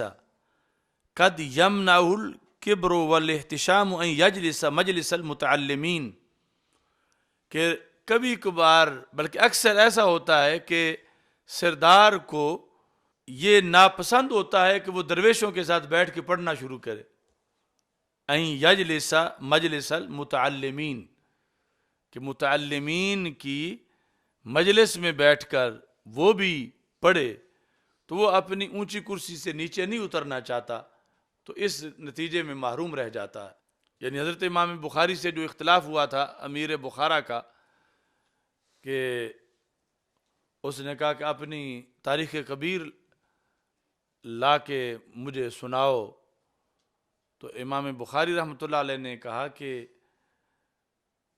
میں علم کی تذلیل نہیں کرنا چاہتا، اگر تم نے سننی ہے تو مجلس علم میں آ جاؤ جہاں میں پڑھاتا ہوں۔ تو اس نے کہا پھر شرط یہ ہے کہ غریب بندہ کوئی نہ بیٹھے، جب میں نے بیٹھنا ہے یا میرے اولاد نے بیٹھنا ہے۔ تو آپ نے فرمایا کہ یہ پابندی جو دربار رسالت میں نہیں تھی، تو وہاں جہاں بڑے پڑھتے تھے وہاں چھوٹے بھی پڑھتے تھے، یعنی جہاں مالدار پڑھتے تھے وہاں نادار بھی پڑھتے تھے، تو اس واسطے علم سب کے لیے ہے، تو میں تمہاری وجہ سے کسی کو محروم نہیں کروں گا۔ تو اس سے پھر آگے ان کے اختلافات جو ہیں اس کے ساتھ شروع ہوئے۔ امام اسقلانی کہتے ہیں معناہ تفقہوا وانتم صغار، پڑھ جاؤ اس حالت میں کہ تم ابھی چھوٹی عمر میں ہو۔ تو باقی سب نے تو یہی مراد لیا، لیکن لغت کے ایک ماہر ہیں شمر، انہوں نے کہا کہ یہ جو ہے نا تفقہوا قبل ان تسودوا، اس کا معنی تفقہوا قبل ان تزوجوا، کہ شادی سے پہلے پہلے پڑھ جاؤ، اگر شادی ہو گئی تو پھر تمہیں پڑھنے نہیں دے گی، شادی سے پہلے پہلے پڑھ جاؤ۔ یہ انہوں نے بخاری میں موجود حضرت عمر رضی اللہ تعالیٰ عنہ کے اس قول کا مطلب بیان کیا، تفقہوا قبل ان تسودوا اے تزوجوا، قبل اس کے کہ تمہیں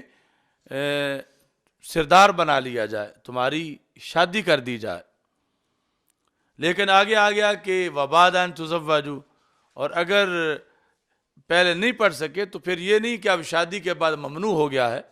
تو پھر شادی کے بعد بھی کوشش کرو کہ تمہیں علم آ جائے۔ انہوں نے یہ معنی کیوں لیا؟ وہ کہتے ہیں فَإِنَّهُ إِذَا تَزَوَّجَ صَارَ سَيِّدَ أَهْلِهِ،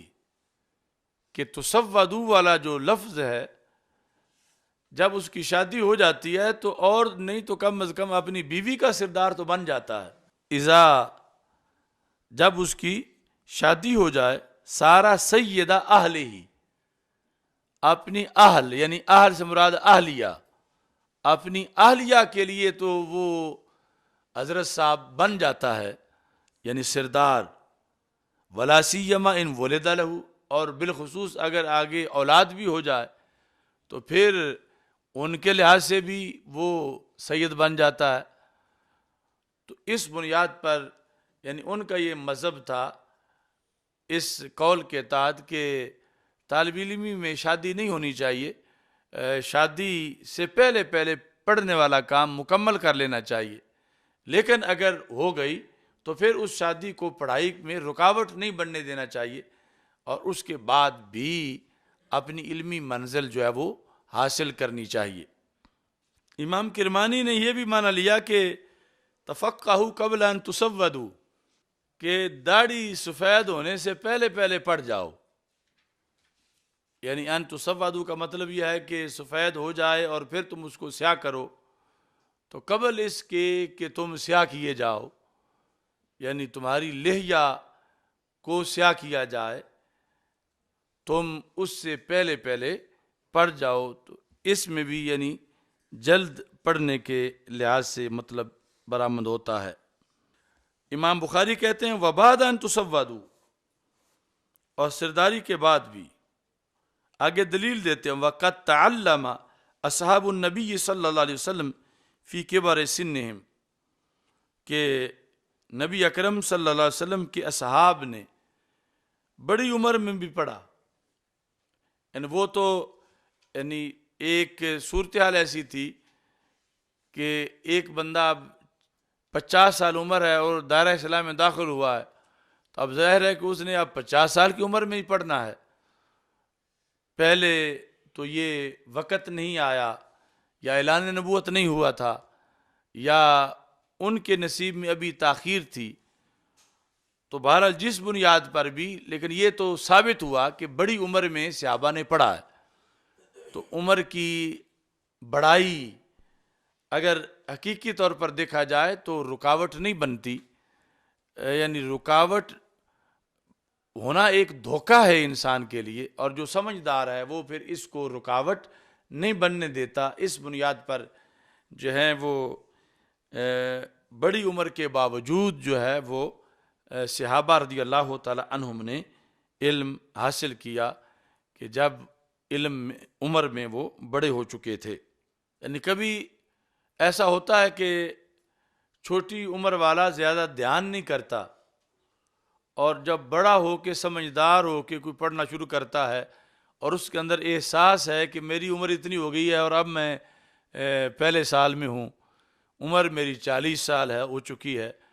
تو اسے زیادہ اس سلسلے میں تڑپ ہے کہ میں کوئی وقت اپنا ضائع نہ کروں اور میں اچھے طریقے سے پڑھوں. تو ہو سکتا ہے کہ پھر بڑی عمر میں وہ تیزی سے پڑھ جائے، یا جو پڑھے اچھی طرح پڑھ جائے. تو یعنی ایسا بھی ہو سکتا ہے، لیکن جو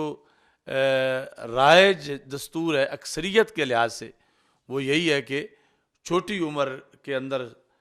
سفر جو ہے وہ شروع کیا جائے تو اچھا ہے. مسافر شب کو چلتے ہیں، جو جانا دور ہوتا ہے، تو دور کی منزل پہ پہنچنے کے لیے وقت پر سفر کا آغاز کرنا چاہیے. لیکن کبھی احساس جو ہے وہ بندے کو اتنا بیدار کر دیتا ہے کہ جب بہت سا وقت گزر چکا ہو تو وہ اتنا تیزی سے پھر اس کو کور بھی کرتے ہیں. یہ حضرت محدث اعظم پاکستان قدس سر العزیز آپ یعنی ایف اے کر کے پٹوار کا کورس کر چکے تھے. جب مولانا حامد رضا صاحب یہاں لاہور میں آئے تو ان کا کوئی جلسہ آپ نے سنا، اور اسی کے ساتھ یعنی محدث اعظم لاہور میں کسی بھرتی کے لیے آئے ہوئے تھے، وہ جو کورس کیا ہوا تھا اس کے لحاظ سے، تو یہاں تقریر سن کے ان کے ساتھ ہی چلے گا پڑھنے کے لیے. تو اس طرح کر کے اب بڑی عمر تھی اور سارا فیلڈ ہی اور تھا، سکول کا پڑھے ہوئے تھے اور عمر کافی بڑی ہو چکی تھی. یعنی ویسے تو پرائمری کے بعد پڑھنا شروع کرتے، اور اب وہ ملازمت کے سلسلہ میں آئے ہوئے تھے،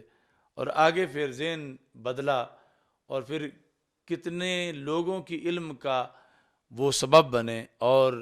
کس انداز میں اچھے طریقے سے انہوں نے پڑھا کہ وہ جو احساس تھا اور جو اچانک شوق پیدا ہوا، تو اس کے نتیجے کے اندر یعنی یہ اس جہت کی مثال ہے کہ تاخیر سے شروع کرنے کے باوجود منزل پہ پہلے پہنچ گئے اور اچھے طریقے سے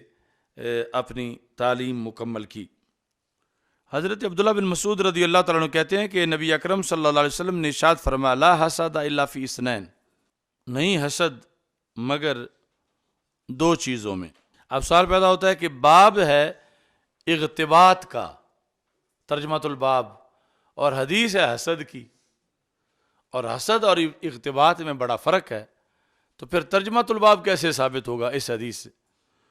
تو اس کا جواب یہ ہے کہ یہاں حسد کا لفظ اغتباط کے معنی میں ہے، کہ بولا حسد کیا ہے اور مراد کیا ہے اغتباط، کہ نہیں ہے رشک مگر دو چیزوں میں. ایک تو وہ بندہ جس کو اللہ نے مال دیا تو فَسُلِّطَ عَلَىٰ حَلَقَاتِهِ فِي الْحَقِّ، تو اس کو اس مال پر مسلط کر دیا گیا کہ جہاں دین کے لیے ضرورت ہو یہ اس کو خرچ کرے. یعنی ہر بندہ مال والا وہ قابل رشک نہیں، وہ مال والا قابل رشک ہے کہ جو مال صحیح رستے پہ، دین کے رستے پہ خرچ کرے، تو پھر اس مالدار پہ رشک کرنا جائز ہے۔ اور دوسرا وہ بندہ جسے اللہ تعالیٰ نے حکمت عطا کی، فَهُوَ يَقْضِي بِهَا، تو وہ اس حکمت کے لحاظ سے فیصلے کرتا ہے، وَيُعَلِّمُهَا، اور دن رات وہ پڑھاتا رہتا ہے، وہ کسی نہ کسی طریقے سے اس علم کو آگے تقسیم کرتا ہے، تحریر، تقریر، تدریس کے لحاظ سے، تو اس بندے پر رشک کرنا چاہیے۔ تو دو پر رشک کرنا جائز ہے، کہ ایک تو وہ مالدار کہ جس کا مال اسے برائی کی طرف نہیں لے جاتا بلکہ اچھائی کی طرف لے جاتا ہے، کہ وہ بذریعہ مال زیادہ نیکیاں حاصل کر رہا ہے، کہ جہاں بھی دین کو ضرورت ہوتی ہے اس کے پاس مال ہے، وہ جا کے مال دے آتا ہے، اور اس ذریعے سے عام لوگوں سے نیکی میں آگے نکل جاتا ہے۔ اور دوسرا وہ کہ جس کو اللہ نے علم دیا اور وہ اس علم کی روشنی میں فیصلے کرتا ہے اور اس کی آگے تدریس کرتا ہے، یعنی چپ سرکار بن کے نہیں بیٹھتا، آگے یعلمها، وہ آگے اس کی تعلیم دیتا ہے۔ جس طرح پیچھے بھی حدیث گزری ہے، تو یہ دلیلیں ہیں کہ پڑھ کے پڑھانے کی۔ جب آپ کو اچانک تقریر کرنا پڑ جائے گی کہ تدریس کے فضائل پہ تقریر کرو، تو پھر حوالہ ڈھونڈنا بڑا مشکل ہوگا، تو پھر ویسے ہی انگڑائیاں لیتے رہو گے، کہ یا پھر میرا وجدان کہتا ہے صحیح تقریر کر دو گے۔ تو یہ ساتھ ساتھ اب گزر رہے ہیں، جیسے پیچھے ربانی کی تعریف گزری ہے، العالم المعلم، کہ جو پڑھ کے مدرس بنے، آگے پڑھائے، وہ عالم ربانی ہوتا ہے۔ اور ایسے ہی یہاں پر رشک اس پر ہے کہ جس کو اللہ نے علم دیا، صرف اتنا نہیں، آگے یہ ہے وَيُعَلِّمُهَا، وہ اس علم کو آگے پڑھاتا ہے، تو پھر اس پر رشک ہے، وہ بڑی شخصیت ہے جو پڑھنے کے بعد پھر آگے پڑھاتا ہے، کیونکہ پڑھنا صرف جو ہے وہ کافی نہیں ہے۔ تو دو کنویں ہوں، دونوں میں مثال کے طور پر 60 فٹ پانی ہے، دو کنووں کے اندر اتنے گہرے ہیں۔ آگے ایک کا کردار یہ ہے کہ اس کنویں کے اوپر وہ چرخی لگی ہوئی ہے جس سے پانی نکالا جاتا، اس سے صبح و شام لوگ پانی نکالتے ہیں، اور دوسرا وہ بند ہی پڑا رہتا ہے، اس سے کبھی کوئی ڈول بھی پانی کا نہیں نکلا۔ اب بظاہر تو لگتا ہے کہ جس کنویں سے صبح و شام نکال رہے ہیں یہ تو خالی ہو جائے گا اور دوسرا بھرا ہوا ہوگا، لیکن اس کو جب دیکھتے ہیں یہ بھرا ہوا ہی ہوتا ہے، جس سے صبح و شام نکلتا ہے، خالی یہ بھی نہیں ہوتا، جتنا نکلتا اتنا زیادہ آ جاتا نیچے سے، جتنا باہر نکلتا اتنا زمین سے نکل کے اس میں آ جاتا ہے۔ اب نتیجہ کیا نکلا؟ مہینے کے بعد وہ جو 60 فٹ تھا نکلا کچھ نہیں، وہ تو 60 فٹ ہی رہا، اور جس سے روزانہ نکلتا رہا اس نے آگے کئی 60 فٹ پانی تقسیم کر دیا اور کئی باغات اور بہاریں آباد کر دی، اور جو بخل کر کے باندھی رہا، پڑھ کے نہ درس دیا، نہ فتویٰ لکھا، نہ کتاب لکھی، نہ تبلیغ کی، نہ تدریس کی، تو وہ اتنا علم ہی رہا، اس میں اضافہ نہیں ہوا، کمی تو ہو گئی، اضافہ نہیں ہوا۔ اور ادھر یہ جو پڑھاتا رہا، اس نے جتنا پڑھایا اس سے زیادہ اللہ نے اور عطا کر دیا، یعنی اسی علم کے پڑھانے کی برکت سے، کہ علم زندہ تب رہتا جب زبان پر رہے، جب اس کو بیان کرنا چھوڑ دیا جائے تو اس بندے کے حصے کا علم مر جاتا ہے جس نے بیان کرنا چھوڑا۔ تو اس بنیاد پر جو بیان کرتا رہے، پڑھاتا رہے کسی نہ کسی طریقے سے، اس کے لیے نیچے سے نیا چشمہ جاری ہوتا ہے اور کمی اس کے پاس بھی نہیں آتی، اور آگے بھی کئی عالم بن جاتے ہیں۔ بلکہ یہ ہوتا ہے کہ جہاں سے نہیں نکلا پانی، وہ بالآخر اس پانی میں تعفن پیدا ہو جاتا ہے، تازہ نہیں رہتا، پھر آہستہ آہستہ ہو سکتا ہے بدبودار ہو جائے، ہو سکتا ہے گندا ہو جائے اور رنگ بھی بدل جائے۔ اور جو روزانہ صبح بھی، دوپہر کو بھی، شام کو بھی جس سے پانی نکالا جاتا ہے، نکلتا رہتا ہے، اس کا تر و تازہ بھی رہتا ہے، اور اس میں کسی طرح کے کوئی جاڑے نہیں بنتے، نہ بدبو بنتی ہے۔ تو اس بنیاد پر یعنی العالم المعلم جو ہے اس کا علم تر و تازہ رہتا ہے، اور پھر اس میں اضافہ بھی ہوتا رہتا ہے، اور وہ علم لذیذ بھی ہوتا ہے، اور اس سے آگے کائنات میں انسانیت کا بھلا بھی ہوتا ہے کہ اس کی وجہ سے کتنے سینے جو پہلے بنجر تھے پھر آباد ہو جاتے ہیں۔ اس بنیاد پر یہ کہا کہ ایسے بندے پر رشک کرنا چاہیے کہ جو پڑھتا ہے اور اس کے علم کی روشنی میں فیصلے کرتا ہے، اور وہ علم آگے پڑھانے کے لیے بھی کردار ادا کرتا ہے۔ تو یہ ہمارے سامنے کی بات ہے کہ کئی ایسے علماء کے جو طالب علمی کے زمانے میں بڑے ماہر تھے اپنے کلاس فیلوز میں، مگر جب صرف 5-6 سال ہی انہوں نے نہ پڑھایا تو پھر ناکارہ ہونے لگے۔ اور جو مثال کے طور پر کوئی طالب علمی کے زمانے میں کمزور بھی تھا، لیکن اس نے فارغ ہوتے ہی پڑھانا شروع کر دیا، تو پڑھاتے پڑھاتے وہ طاقتور ہو گیا، یعنی اس کا علم مضبوط ہو گیا۔ کیونکہ یہ بندے کی بڑی خوش نصیبی ہے کہ اس کے سامنے گوبھی کے پھول نہ ہوں بلکہ انسان ہی بیٹھے ہوئے ہوں کہ جو اس کی بات سننے کے لیے اسے میسر ہوں، اور وہ ان کے ذریعے اپنا علم مضبوط کر رہا ہو۔ اس بنیاد پر یعنی استاذ کو شاگردوں کا شکر گزار ہونا چاہیے کہ اس کا تو علم جو ہے اس کو زنگ لگ جاتا، اگر اس کی سننے والا کوئی نہ ہوتا تو لوگ پڑھنے آ گئے تو وہ اس نے پڑھانا شروع کر دیا، اگر پڑھنے نہ آتے تو اس نے اتنے سال جو محنت کر کے کمایا تھا، علم حاصل کیا تھا، وہ ختم ہو جاتا۔ اس واسطے حدیث شریف میں ہے کہ العالم والمتعلم شریکان فی الاجر، عالم اور متعلم یعنی مدرس اور طالب علم یہ ثواب میں پارٹنر ہیں، ان کی مشترکہ کمپنی ہے، شریکان فی الاجر۔ جدید عربی میں شرکہ کہتے ہیں نا کمپنی کو، تو یہ شریکان فی الاجر یہ ثواب کے پارٹنر ہیں، ان کا ثواب کا کاروبار ہے۔ ایک پھٹی کس طرح بیٹھتا ہے، دوسرا اس طرح بیٹھتا ہے،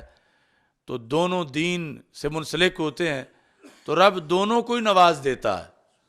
اور دونوں جو ہیں ان کو اجر ملتا ہے۔ اور اگر اس حالت میں نہ آئیں پڑھنے پڑھانے میں، پھر دونوں محروم رہ جاتے ہیں،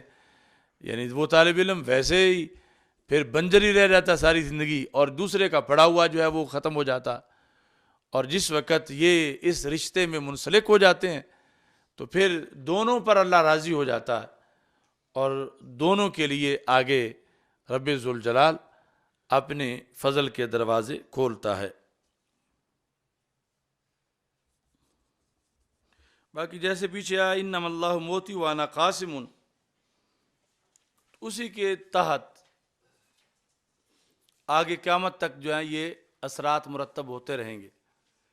یعنی جس طرح رسول پاک صلی اللہ علیہ وسلم نے صحابہ کے اجتماع میں پڑھاتے وقت کسی کو کسی پر فضیلت نہیں دی، یعنی سب کو ایک جیسا پڑھایا ہے، لیکن اس پر اثر مرتب کرنے میں رب نے فرق رکھا ہے۔ یہ امام عینی نے کہا کہ اعلم ان النبی علیہ الصلوۃ والسلام اعلم اصحابہ انہ لم یفضل فی قسمت ما اوحی اللہ الیہ احدا من امتی علی احد، جو رب نے وحی کی اس وحی کے اندر رسول پاک صلی اللہ علیہ وسلم نے وحی پہنچانے میں کسی کو کسی پر ترجیح نہیں دی کہ میں نے فلاں کو تو بتانا ہے فلاں کو نہیں بتانا، سب کو ہی بتایا۔ بل سوا فی البلاغ وعدل فی القسمت، برابر بلاغ کیا اور تقسیم میں بھی عدالت کی۔ انما اللہ معطی وانا قاسم، تقسیم میں عدالت کی، لیکن جو تیار ہوئے تو ان میں درجات کا فرق تھا۔ یعنی اس میں تو فرق نہیں کہ سارے ہی عادل ہیں، سارے ہی جنتی ہیں، لیکن بعض فقیہ صحابہ ہیں، بعض غیر فقیہ صحابہ ہیں۔ بعض مفتی بنے بعض مفتی نہ بنے، اگرچہ ان میں سے جو سب سے کم درجے کا ہو، حالانکہ ان میں کوئی کم درجے کا نہیں، وہ بھی بعد والوں سے کتنا افضل ہے، لیکن وہاں آپس میں ان کے درجات ضرور تھے۔ اس واسطے کہتے ہیں انما التفاوت فی الفہم، جو صحابہ کی جماعت میں تفاوت ہے وہ فہم علم میں ہے، فہم علم میں، یعنی رسول پاک صلی اللہ علیہ وسلم نے حد بندی نہیں کی کہ یہ تو سنیں فلاں سائڈ پہ کر دو، ان کو میں نہیں سنانا چاہتا یا ان کو تھوڑا سنانا چاہتا ہوں، سب کو برابر سنایا، لیکن تفاوت فہم میں واقع ہوا من طریق العطا، وہ رب کی عطا کی بنیاد پر فہم میں تفاوت تھا۔ تفاوت کس طرح؟ وَلَقَدْ كَانَ بَعْضُ الصَّحَابَةِ رضی اللہ تعالی عنہم يَسْمَعُ الْحَدِيثَ فَلَا يَفْهَمُ مِنْهُ إِلَّا الظَّاهِرَ الْجَلِي، کہ بعض صحابہ وہ تھے حدیث سنتے تھے تو صرف جو ظاہری معنی تھا وہ سمجھتے تھے، وَيَسْمَعُ آخر مِنْهُمْ او من بعدهم فَيَسْتَنْبِطُ مِنْهُ مسائل کثیرہ، دوسرے صحابی سنتے ہیں اسی حدیث سے وہ سینکڑوں مسائل بھی اخذ کرتے ہیں۔ تو یہ عطا تھی جو کہ فہم پر مرتب اس پر فہم ہوا، اور بلاغ میں مساوات تھی، آگے عطا جو اللہ کی طرف سے ہے اس میں تفاوت تھا۔ اور پھر ایسا بھی ہوا کہ رب مبلغ اوعى من سامع، کہ مبلغ ہو سکتا ہے کہ علم کے میدان میں وہ اوعى بن جائیں، جس طرح امام اعظم ابو حنیفہ اوعى بن گئے بعض سامعین کے مقابلے میں، اگرچہ ان سے افضل نہیں جن میں شرف صحبت پایا گیا ہے، لیکن علم کے میدان میں استنباط آپ نے جو کیا وہ پھر آپ کی ایک فضیلت قرار پایا۔ تو ایسے ہی یعنی اس کے زیر سایہ قیامت تک درس و تدریس ہوتی رہے گی۔ مثال کے طور پر بلا تشبیہ و تمثیل، اب میں بول رہا ہوں آپ سارے سن رہے ہیں، سارے برابر سن رہے ہیں، اور بلاغ میں بعض کو بعض پر ترجیح نہیں، بلاغ میں تدریس میں بعض کو بعض پر ترجیح نہیں، لیکن کل جب آپ فارغ التحصیل ہو کے جائیں گے تو تفاوت موجود ہوگا، یعنی ایک ہی کلاس کے فارغ التحصیل ہونے والوں میں زمین و آسمان کا فرق ہو سکتا ہے، تو وہ فرق پھر عطا کی بنیاد پر ہے، یعنی پڑھانے میں تو عدالت کی گئی، آگے اس پر عطا جو ہے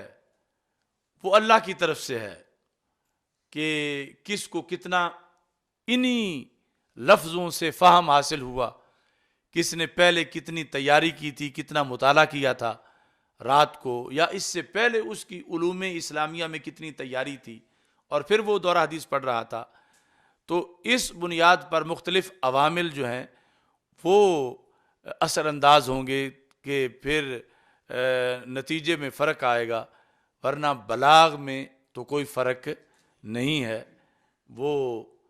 قسمت یعنی تقسیم جو ہے وہ مساوی ہے۔ تو بھٹا جانتے ہو جس میں اینٹیں بنتی ہیں، تمہاری بولنگ میں اس کو بھٹا ہی کہا جاتا ہے۔ تو بھٹا جو ہے، حضرت حافظ الحدیث رحمۃ اللہ علیہ کے پاس میں بیٹھا ہوا تھا، یعنی بالکل بچپن میں، تو ایک شہر کے لوگ آئے کوئی خطیب لینے کے لیے، تو انہوں نے شرائط بیان کی کہ ایسا ہو ویسا ہو ایسا ہو، وہ یعنی زیادہ شرائط تھیں کہ اچھا پڑھا ہوا ہو۔ تو حضرت حافظ الحدیث رحمۃ اللہ علیہ نے انہیں اس موضوع پر بات کرتے کرتے سمجھایا پنجابی میں کہ ہم نے یہ جو دارالعلوم قائم کیا ہوا ہے نا، یہ اس طرح جس طرح کے بھٹے میں اینٹیں تیار کی جاتی ہیں، تو اب مالک جو اینٹیں تیار کرتا ہے اس کا یہ مطلب نہیں ہوتا کہ اس کی مرضی ہے کہ کچھ کھگری بن جائے، کچھ کچی رہ جائیں، تھوڑی سی پکی ہوں، اس کا تو یہ ارادہ ہے کہ ساری اول نمبر کی نکلیں، لیکن نتیجہ جب نکلتا ہے تو کچھ اول ہوتی ہیں، کچھ دوم ہوتی ہیں، کچھ کچی رہ جاتی ہیں، کچھ ٹوٹ جاتی ہیں، کچھ کھگری بن جاتی ہیں۔ تو آپ نے فرمایا کہ اس طرح پھر ہم تو کوشش کرتے ہیں، لیکن آگے کئی اس میں عوامل ہوتے ہیں، تو یہ قسمت سے کوئی اول بنتا ہے، کوئی دوم بنتا ہے، اور کوئی اندر رہ کے گرمی لے کے بھی کچا ہی رہ جاتا ہے۔ تو بہرحال اس میں جو سبق سے پہلے کی رات ہوتی ہے اس کا بڑا دخل ہوتا ہے، اور حاضری محض جسمانی درکار نہیں ہوتی بلکہ ذہنی بھی درکار ہوتی ہے۔ تو آگے جا کر پھر خلوص اور للہیت اس پر اثر انداز ہوتے ہیں۔ من اخلص للہ 40 یوما انبت اللہ ینابیع الحکمہ علی لسانہ، کہ جس نے اللہ کے لیے 40 دن خلوص کیا تو اللہ اس کی زبان پر حکمت کے چشمے جاری کر دیتا ہے۔ من اخلص للہ 40 یوما، تو اس واسطے کم از کم 40 دن خلوص تو کرنا چاہیے، یعنی پڑھنے میں اور کوئی چیز ذہن میں ملاوٹ نہ ہو۔ ملاوٹ کیا ہے کہ میں پڑھوں تاکہ اچھی جگہ مجھے کوئی تدریس کی مل جائے، حالانکہ تدریس کی جگہ ہی ہے نا، کوئی شراب خانے کی جگہ تو نہیں ہے، لیکن اس میں بھی ایک دنیاوی مفاد تو ہے۔ تو اس کے ذہن میں یہ بھی نہیں کہ میری تنخواہ زیادہ ہو، میرا وظیفہ اچھا ہو، میری خطابت کی اچھی ہو، یا لوگ میرے نعرے لگائیں، لوگ میرے ہاتھ چومیں، لوگ مجھے اپنا قبلہ بنائیں۔ ان میں سے کوئی چیز بھی اس کی مقصد علم میں شامل نہیں، وہ صرف احیاء اسلام کے لیے پڑھ رہا ہے۔ تو 40 دن جب ایسا خلوص کرتا ہے تو پھر اس کے لیے راہیں کھلتی ہیں۔ تو اس کا یہ مطلب نہیں ہوتا کہ 40 دن ہی ہیں، یعنی 40 دن جب خلوص میں گزرتے ہیں تو پھر خلوص کے بغیر اس کا گزارا ہی نہیں ہوتا، پھر ساری زندگی میں خلوص میں گزار دیتا، یعنی 40 دن کی ایک اس کی بیٹری چارج ہوتی ہے ایسی کہ جو آگے اس کو خلوص کی طرف ہی متوجہ رکھے۔ یعنی یہ نہیں ہے کہ 40 دن خلوص کیا اور پھر مار داڑ جو ہے وہ شروع کر دی، تو وہ خلوص آخری سانس تک جو ہے وہ ضروری ہے۔ اور یہ محققین نے لکھا ہے کہ کسی شعبے میں بھی نیت کو درست رکھنا اتنا مشکل نہیں جتنا عالم دین کے لیے نیت کو درست رکھنا مشکل ہے۔ باقی سب شعبوں میں آسان ہے، یعنی وہاں مہینے میں ایک بار نیت درست کر دیں گزارا ہو جاتا ہے، یہاں روزانہ درست کرنی پڑتی ہے، اور پھر نیت درست کرنے کے بعد نیک کام کرنے کے دوران پھر فطور آ سکتا ہے۔ اور پھر یہ ہے کہ باقی کا تو شعبہ کوئی اور ہے، مثلا کاشتکار ہے، تو اس کے لیے یہ نہیں کہ کاشتکاری کے لحاظ سے اس کو کسی بڑی ریاکاری کا سامنا ہو کہ لوگ میری کاشتکاری کی تعریفیں کریں، وہ چھوٹا موٹا تھوڑا سا ہو سکتا ہے، لیکن عالم دین کا سارا فیلڈ ہی ایسا ہے، پڑھے لکھے تقریر کرے، اسے اس وقت بھی ریاکاری کے حملے کا سامنا ہے۔ جو کاشتکار کو سامنا نہیں، دکاندار کو سامنا نہیں، لوہار کمہار کو سامنا نہیں، انہیں بعض وقت اس حملے کا ڈر ہوتا ہے، اور عالم دین کو 24 گھنٹے کی ہر گھڑی میں ڈر ہوتا ہے اس حملے کا کہ جو نیت خراب کرتا ہے اور جس وجہ سے ریاکاری آتی ہے اور آگے تباہی پھیلتی ہے۔ تو عالم دین مخلوق میں سب سے زیادہ حساس مقام پہ کھڑا ہوتا ہے، اس لیے ذلت العالم ذلت العالم بن جاتا ہے، اور پھر اسی بنیاد پر اس کا قیامت کے دن یہ کوٹا بھی ہے کہ باقی تو جنت کے دروازے پہ پہنچیں گے تو آگے جانے کی کریں گے کہ جنت میں اٹریکشن اتنی ہوگی کہ پاؤں جو ہیں وہ کہیں گے آپ پہنچ گئے ہو تو آپ فوراً آگے داخل ہو جاؤ، لیکن وہاں جنت کے دروازے پر بھی عالم دین پیچھے دیکھے گا کہ ابھی میرے پیچھے نماز پڑھنے والے تو آئے نہیں، یا میں نے جنہیں قرآن سنت کی تعلیم دی تھی ابھی وہ تو نہیں پہنچے، تو میں فرشتے کہیں گے تم داخل ہو جاؤ، خود پہنچ گئے، تو وہ کہے گا میں ان کے انتظار میں ہوں کہ میں ان کے ساتھ ان کو لے کر جنت میں جاؤں گا۔ تو یہ یعنی فضیلت قیامت کے دن کی پھر اس کی منفرد ہے کہ دنیا میں اس کی آزمائش منفرد ہے اور اس کے امتحانات منفرد ہیں۔ الحمدللہ رب العالمین والعاقبۃ للمتقین والصلاۃ والسلام علی رسولہ الکریم۔ استغفر اللہ لا الہ الا اللہ وحدہ لا شریک لہ لہ الملک وله الحمد وهو على كل شيء قدیر۔ اللهم بارک اللهم بارک اللهم بارک اللهم یسر لنا امورنا فی بیک شریف، یسر لنا امورنا فی بیک شریف، اللهم یسر لنا امورنا فی بیک شریف، اللهم بارک لنا فی بیک شریف۔ مشرک علانی صاحب کے بھائی کے یا اللہ ناجائز مقدمے سے ان کو رہائی عطا فرما، خصوصی فضل و کرم شامل۔ وصلی اللہ تعالی علی حبیب سیدنا محمد۔